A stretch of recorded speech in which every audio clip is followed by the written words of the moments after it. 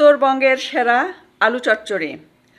উত্তরবঙ্গের প্রত্যেকটা মানুষ এই আলু চচ্চড়ি খুবই পছন্দ করে। এই রেসিপিটা প্রিপেয়ার করাও খুব সহজ। প্রথমে আলু কেটে ধুয়ে নিয়েছি, চাইলে ঝুরি করেও আলু দিতে পারেন।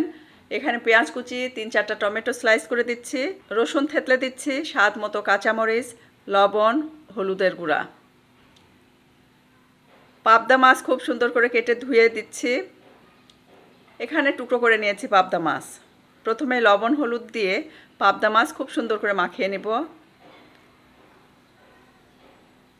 পাবদা মাছগুলো উঠিয়ে রেখে দিচ্ছি পাশেই, এতে করে মাখাতে সুবিধা হবে।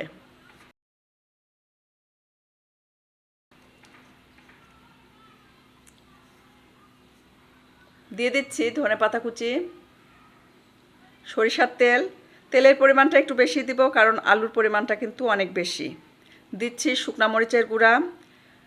শুকনা মরিচের গুঁড়া কম ছিল তাই কমে দিয়েছি, চাইলে আরও একটু বেশি দিয়ে দিতে পারেন। স্বাদ মতো শুকনা মরিচের গুঁড়াটা দিয়ে দিবেন। খুব সুন্দর করে হাত দিয়ে মাখিয়ে নেব। 5 মিশালি ছোটো মাছ দিয়েও কিন্তু এই রান্নাটা খুব ভালো হয়। আপনারা আপনাদের সুবিধা মতো যে কোনো ছোটো মাছ দিয়ে করতে পারেন, 2-3 রকমের মাছ দিয়েও করতে পারেন। দিয়ে দিলাম ধনে গুঁড়া, জিরা গুঁড়া, আবারও একটু সরিষার তেল দিচ্ছি। চাইলে সয়াবিন তেল দিয়েও এটা করতে পারেন। বাসায় আমার ছেলেমেয়েরা খুবই পছন্দ করে এটা, তাই মাঝে মাঝে করে থাকি। যেহেতু নতুন আলু, আর নতুন আলু খেতে কিন্তু অনেক মজার। দিয়ে দিচ্ছি মলা মাছ।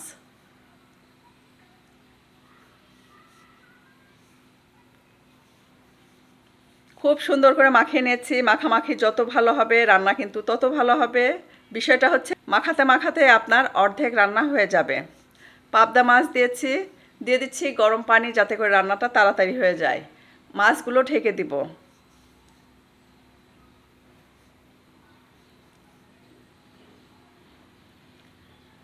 আবারও একটু ধনেপাতা কুচি দিচ্ছি, ঢাকনা দিয়ে ঢেকে এটাকে জাল দিব।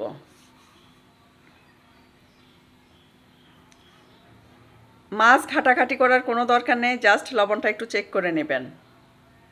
সিদ্ধ হয়ে গেছে, আরও একটু সিদ্ধ করে নেব। এ পর্যায়ে গ্রেভিটা ঘন হয়ে গেছে, গ্রেভি একদম মাখো মাখো। রান্নাটা কমপ্লিটলি ডান হয়ে গেছে, খাবো। সবাই অপেক্ষা করছে। অলরেডি কিন্তু তারা একবার খেয়েছে চিকেন দিয়ে, কিন্তু আমার ছোটো মেয়ে অপেক্ষা করছে, সে এই চচ্চড়ি দিয়ে খাবে আবার। তাই ওকে একটু প্লেটে দিচ্ছিলাম, আমি একটু টেস্ট করবো, এই জন্য বেশি করে নিচ্ছি। উত্তরবঙ্গের প্রত্যেকে এই রান্নাটা জানেন। যারা যারা উত্তরবঙ্গের অবশ্যই কমেন্ট করে জানাবেন কারা কারা এভাবে রেসিপি প্রিপেয়ার করে থাকেন। আজকের এই রেসিপিটি কেমন হয়েছে অবশ্যই কিন্তু সেটাও জানাবেন। ছোটো মাছ দিয়ে এমন আলুর চচ্চড়ি গরম ভাতের সাথে সেই স্বাদ কেউ মিস করবেন না। খেতে খেতে বিদায় নিচ্ছি। সবাই অনেক বেশি ভালো থাকবেন, আমাদের জন্য দোয়া করবেন। আল্লাহ হাফেজ।